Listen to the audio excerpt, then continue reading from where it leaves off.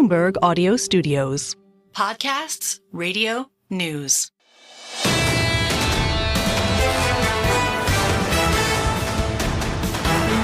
An absolutely fascinating news conference with Chairman Powell. Where do we start? Where do we end? A 25 basis point reduction for the Federal Reserve as anticipated, but some drama over the last 45 minutes or so.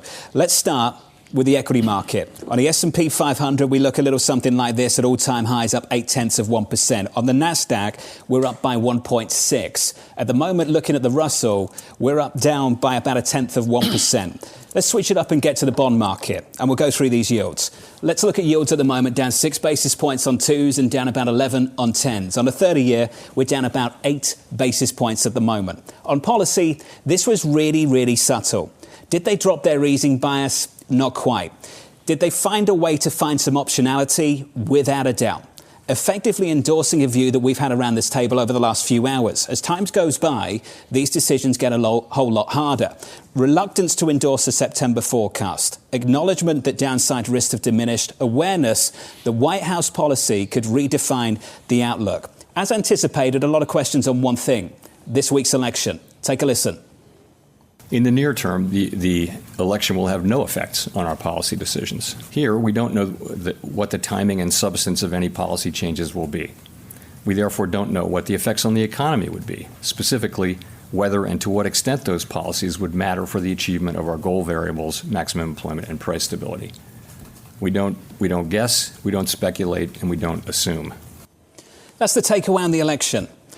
The obvious follow-up to that question: are the September forecasts still valid? Take a listen. I think you take away a sense of some of the downside risks to economic activity having been diminished with the NIPA revisions in particular.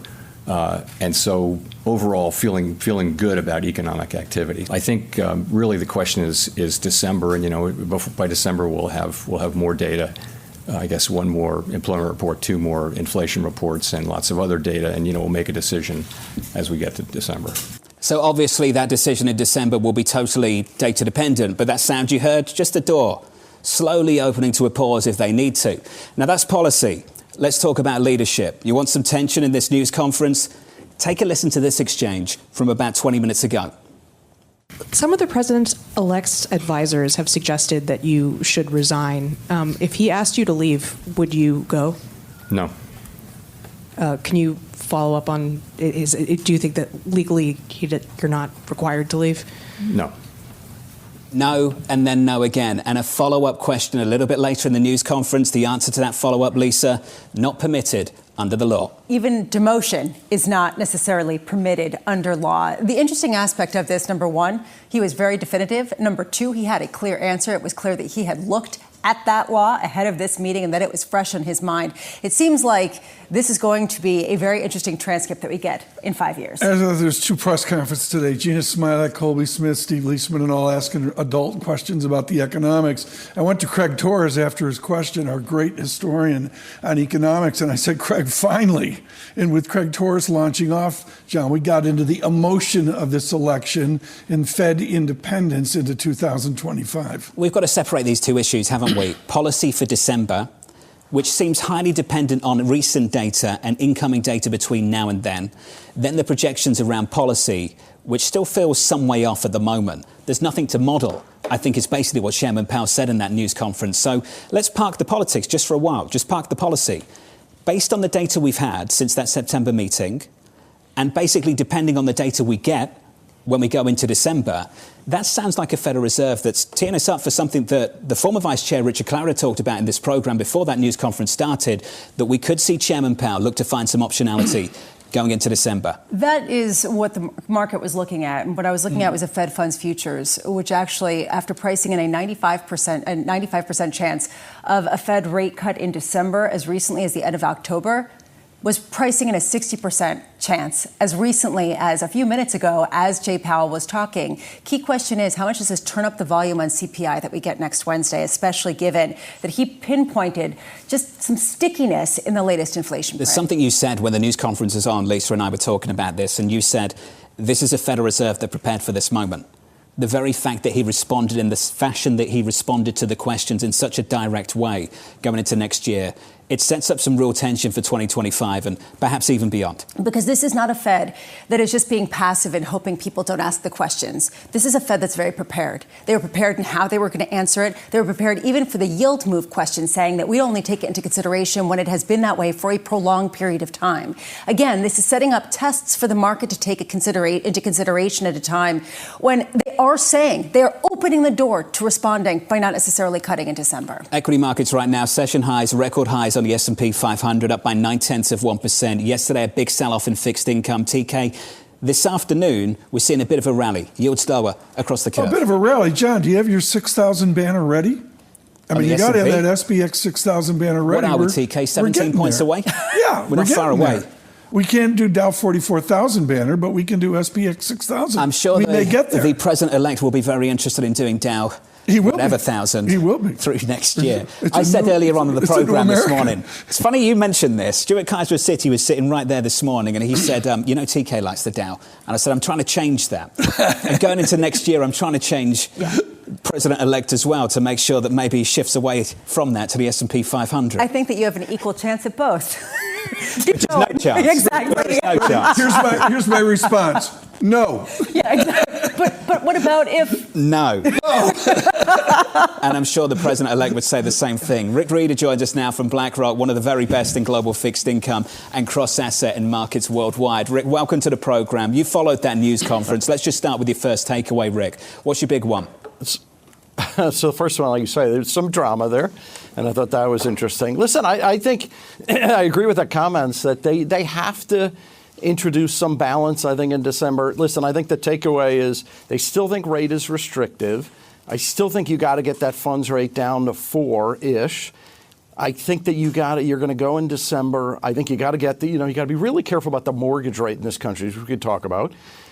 But I think they're going to go in December. I think he's got that's part of the plan. But then as you get into next year, listen, I mean, you've got what could be a pretty significant set of policy changes.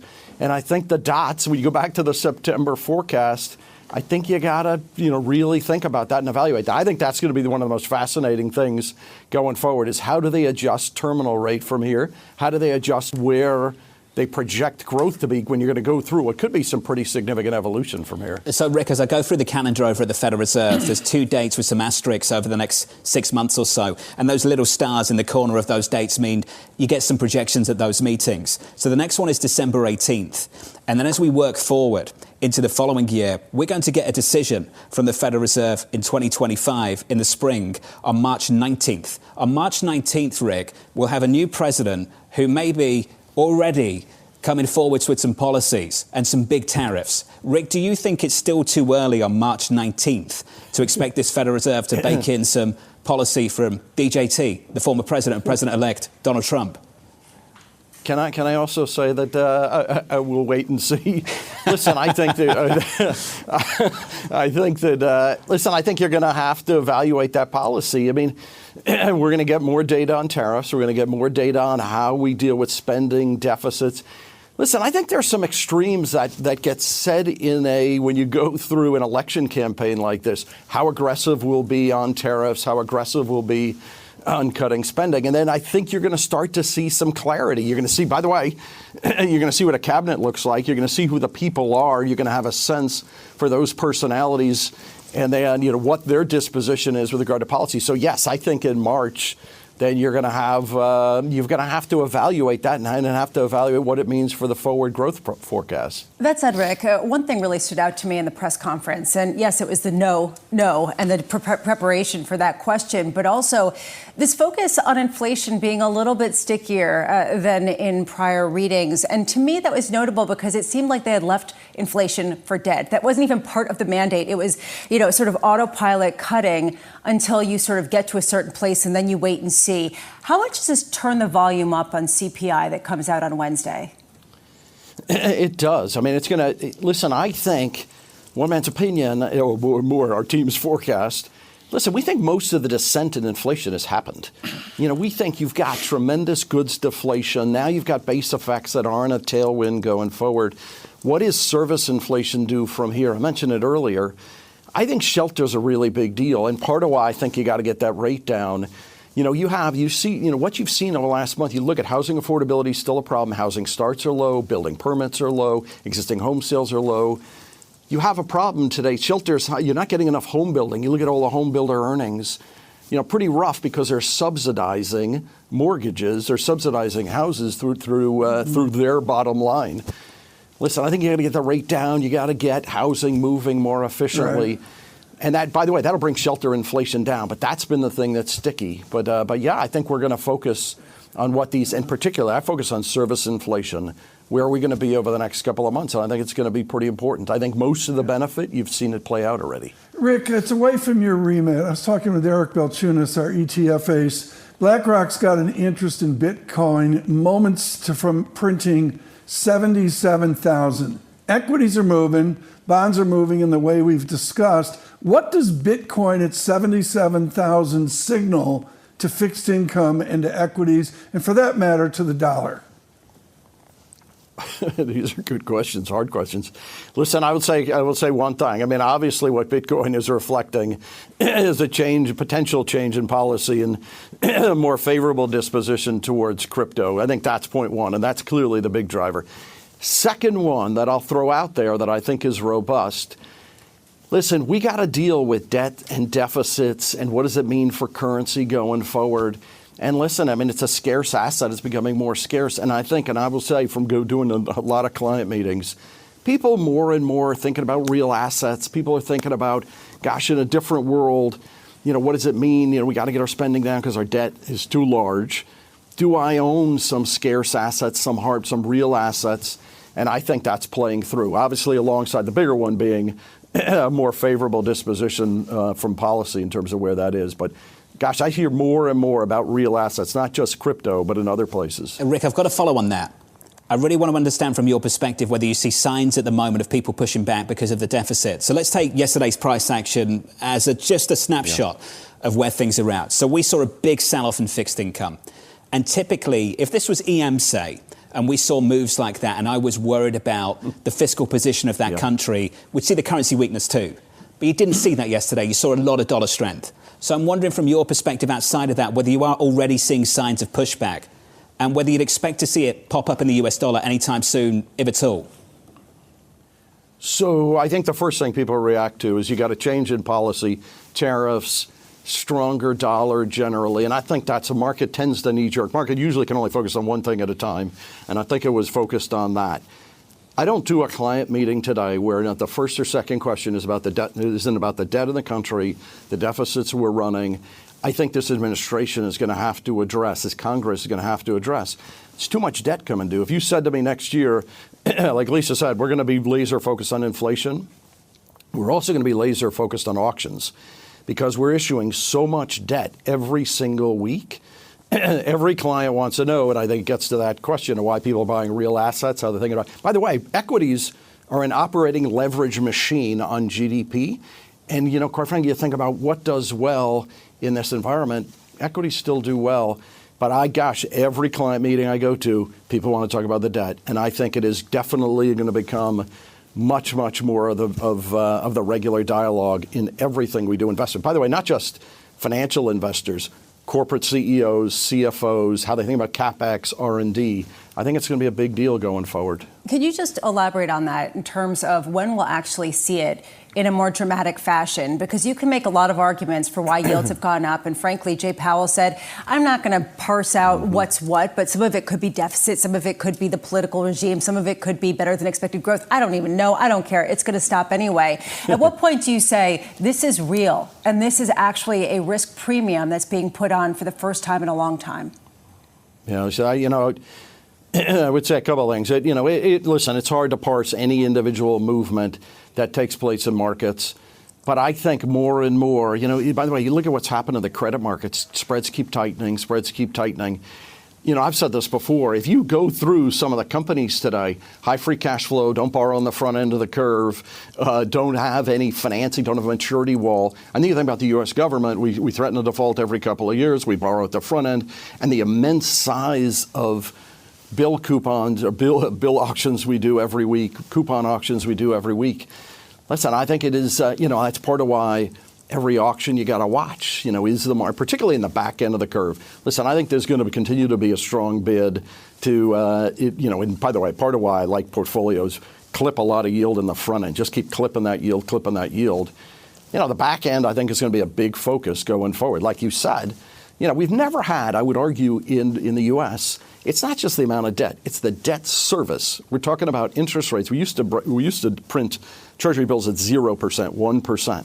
Now we're printing huge size Treasury bills every week at high levels. So it's going to be a big focus. And is there one event? Listen, I think auctions are going to be worth watching. And I listen, the shape of the curve.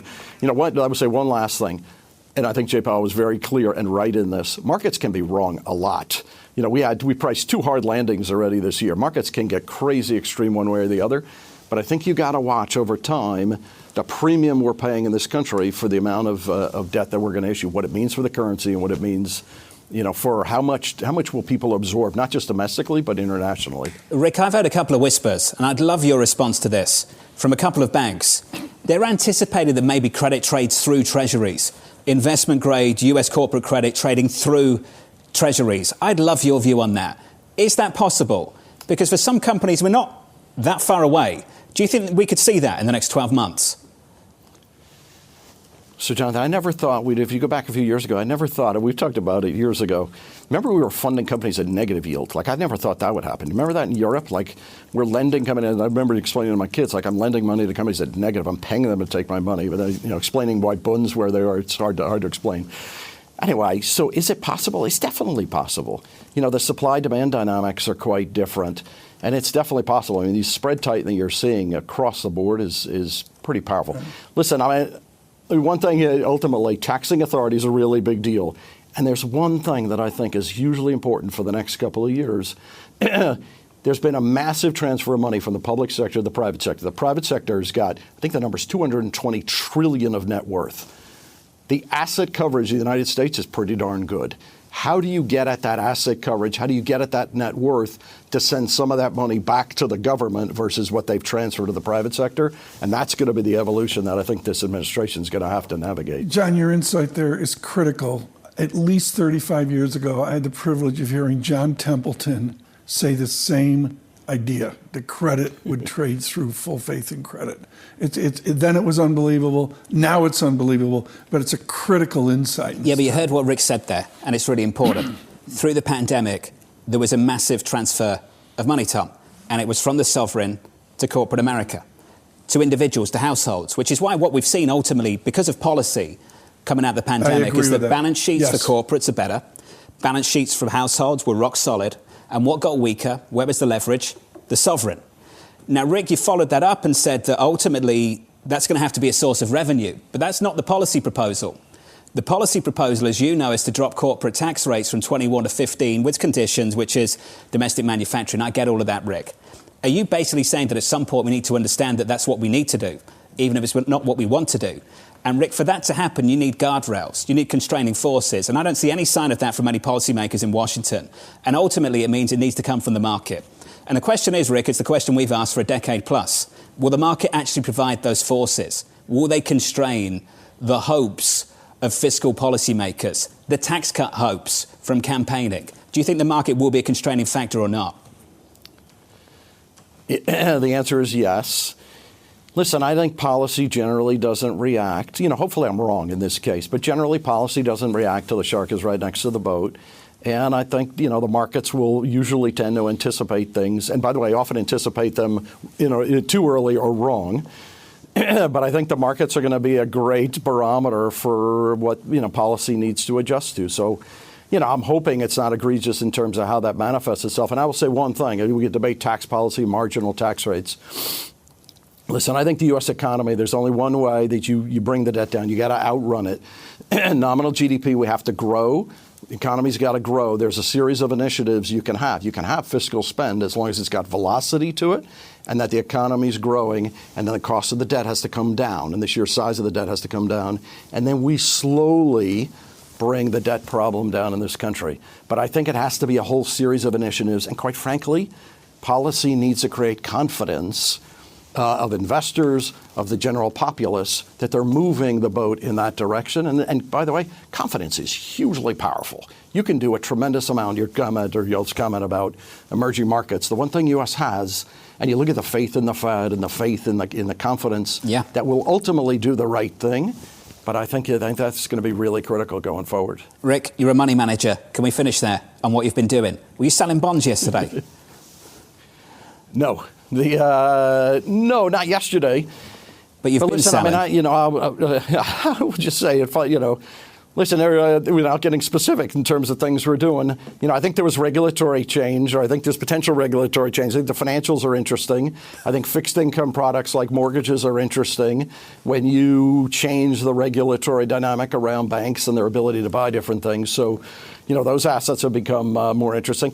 Listen, I think equities are rightly moving in the direction they should move with a series of initiatives that could stimulate growth here going forward. So, I like parts of the equity market. And then the other side of it is that, something that I'm just going to keep persisting on, the front to the belly of the curve, yielding assets, credit, securitized assets, Europe, the way you buy credit, et cetera. Like, if you just keep clipping this yield, it is, even if rates move up somewhat, you're still able to build portfolios. We have this ETF, BINC. You're still able to create this portfolio, 6.5% yield. That's pretty spectacular with inflation running at 2.3%. So that's my key is let's keep buying this yield and hold this yield in the front of the belly and then let people take the risk further out the yield curve. Rick, this was awesome. It's good to catch up with you, sir. Appreciate it. Rick Reeder of BlackRock. Where do you begin with that conversation? It's a lot to chew over. Yeah, well, first of all, he was talking about inflation possibly being sticky even before what transpired in Washington, D.C. I love his response to you about, were you selling bonds? We like mortgages. We like banks. We like banks. We like stocks. But this, to me, is really the key debate, which is how much can you buy the front end, clip the coupon? Is this making cash great again, essentially, for people who want to sort of get some income on the margins, but then go into asset classes that are going to be less vulnerable to a potential inflationary shock? It's just a guess, and I haven't heard directly. I'm not sure if the Trump administration is looking to make cash great again. But we'll see. I guess maybe that is a goal. Well, maybe it's make crypto great again. Actually, I think that it's make dollar less great so that it is weaker, although it seems like that's somewhat contradictory. Let's get to Mike McKee. Mike McKee was in that room, in that news conference. And Mike McKee, at some point there was some tension with Chairman Powell. Were you surprised? No, I don't think anybody was surprised.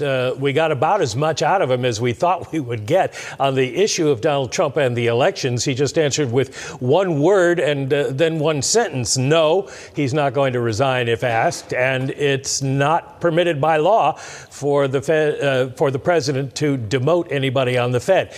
And there wasn't as many questions along those lines as maybe we thought there would be because he was so definitive on those two answers. I think what you got today was two different news conference messages. One was to the people inside the Beltway here in Washington about his relationship with Donald Trump. And the other is to the markets, and Rick picked up on this very well. The Fed does not know what it's going to do. There are a lot of cross currents coming in 2025. So if you think that the Fed is on some sort of path because of the last SEP and the last dot plot, you're going to probably be wrong. The Fed has a lot to keep an eye on, not just with the president, but with everything else going on in the world. With respect to the message to the markets, he was asked about the fact that the Fed removed the reference to gaining confidence on inflation, and he basically said there's nothing to see here.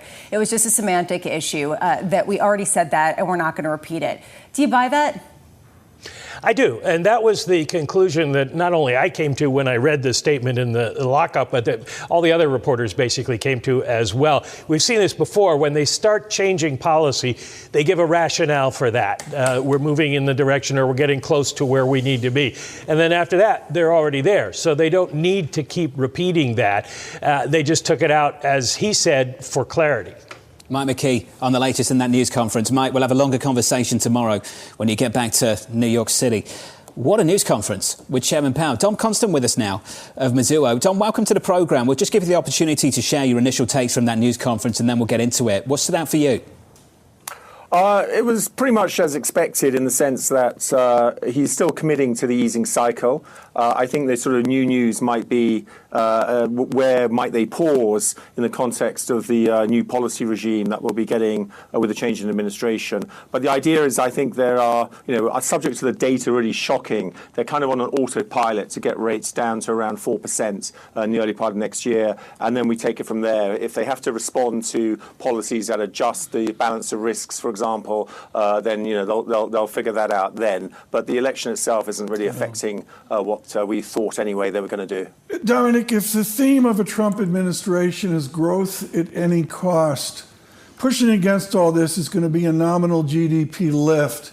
When you sum things together with Steve Rasciuto, do you just assume a run rate 5% nominal GDP, or can I even look for an animal spirit towards 6%? Well, I definitely think there's an animal spirits thing out there that's pretty interesting. I mean, the only caveat is when we went through tariffs before, when they started to sort of hit, it wasn't clear in 2019 that the animal spirits were exactly kicking in, and the Fed had to get into extra easing mode by then. So I think there is certainly definitely uncertainty around that whole thing. Right now, though, the issue is that the labor market, it's not great. I mean, employment growth is sort of stagnating. I would say the economy is been bifurcated. You've had some very strong sectors, some weak sectors, and if it wasn't for the latest, the election, we'd still be in the mode whereby the Fed would be preemptively trying to cut rates quite quickly to stop unemployment going up. So we can't forget that, and we're going to have a few more months whereby if animal spirits don't kick up, you might still well see unemployment rising above where the Fed expects it to be, and therefore some disappointment. I mean, growth itself is a bit of a lagging indicator, and it really reflects the average of the economy. It doesn't reflect the underlying weaknesses in some of the sectors. If we expect the unexpected, is a euro through parity, or dare I say 103 maybe, and yen through 160, will it signal a new resilient and stronger dollar?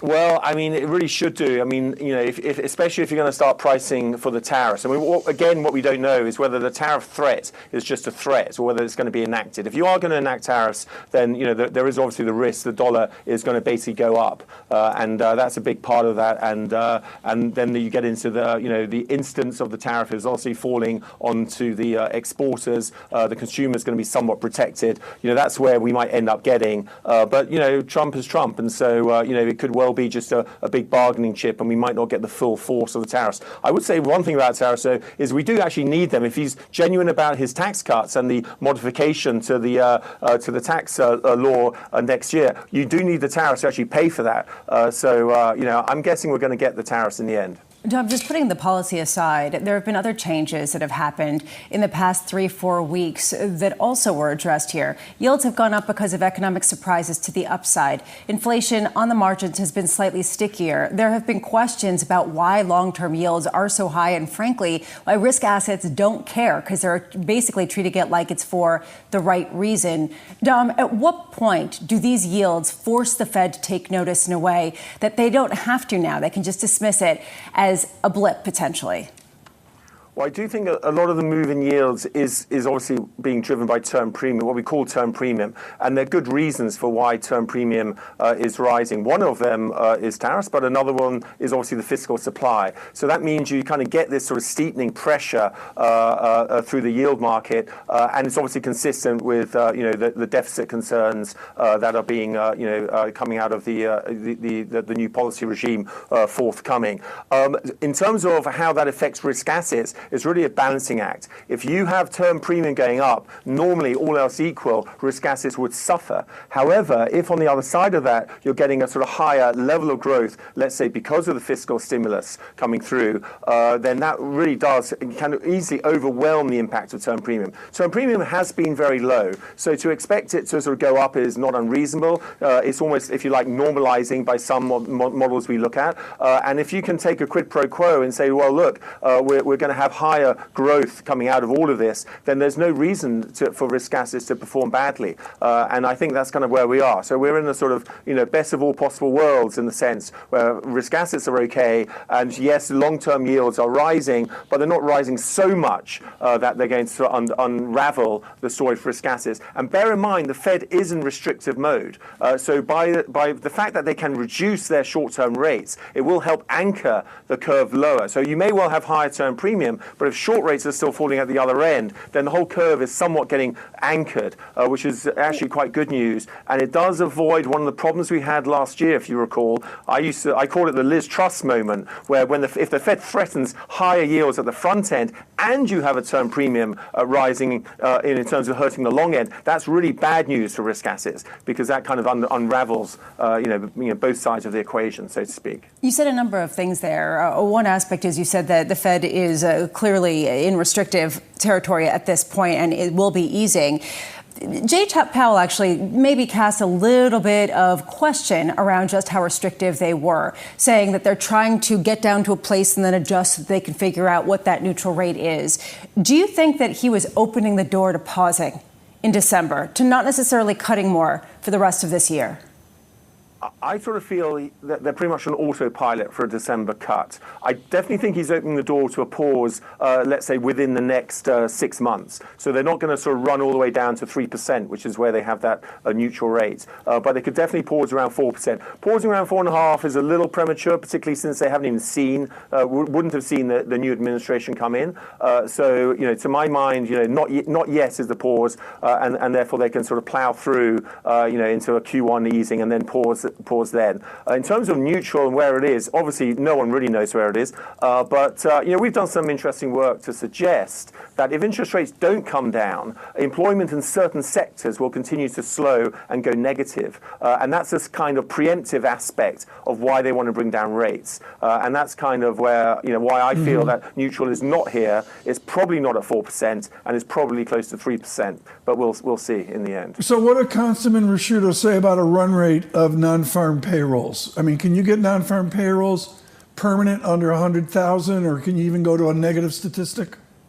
Well, I think, clearly you can, and I think that's the problem. I mean, Powell himself said the labour market has eased enough. You don't really want to have payrolls running 100,000 or so, and the reason, or less. The reason is because layoffs are still very low. The layoff rate is still running below 1.2% of the employed workforce. The idea before COVID, the layoff rate was in a range of 1.2 to 1.4%. So adjusting layoffs higher, which will be reflected, for example, in the claims data going higher, normalizing, if you like, with employment growth down in around 100,000 or so, you will see unemployment rate rising well above the Fed's forecast. So you have to have basically payrolls accelerating, or somehow cross your fingers and hope layoffs never actually go up. And we're in a new world where companies just won't fire people. And in a way, that comes back to the animal spirits. Animal spirits to either not lay off, or animal spirits to hire more people and get payrolls accelerating to keep the unemployment rate where it is, in line with where the Fed would like to see it in the medium term. Hey, Dom, this was great. It's good to hear from you, sir. It's been too long. Dom Constam there of Mizuho on the Federal Reserve. We'll do this all over again in December, but the key one, I think, circle it on the calendar for 2025, March 19th. March 19th, spring of 2025, when they have to produce some new forecasts with some new policies in mind, maybe. Especially as the Fed finishes out the first 100 days. It raises this real question: how many of the policy implementations have really affected the trajectory of the economy? And they can't use this as a punt. We'll see what we see. They'll have seen, and they'll have to react. The Fed is reactionary. The market is anticipatory. The Fed is reacting to the data. This market is anticipating changes to policy. And a lot of that right now hinges on what happens with the House and whether we get this GOP sweep. From New York City, that does it for us. Thank you very much for choosing Bloomberg TV and Radio.